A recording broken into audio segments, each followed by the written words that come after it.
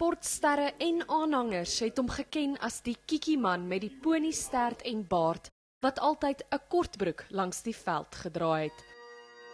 En toe vriende, familie en kollegas vandag van Duif de Tooi afskeid geneem het, was daar ook tientalle kameras om die oomblik vas te vang. De Tooi is bestempel as een van die land se top sportfotograwe. Iemand wat soveel respek onder sportlui ingeboesem het, dat hy dikwels onbeperkte toegang tot selfs hulle mees private ruimtes gehad het. Hy was 'n baie goeie fotograaf. En jy het nou vandag hoor iemand sê, as hulle vir hom gesê dit was 'n uitstekende foto, dan het hy altyd gesê nee, dit was 'n gelukskoot geweest. He was always willingly to help a lot of young up-and-coming photographers.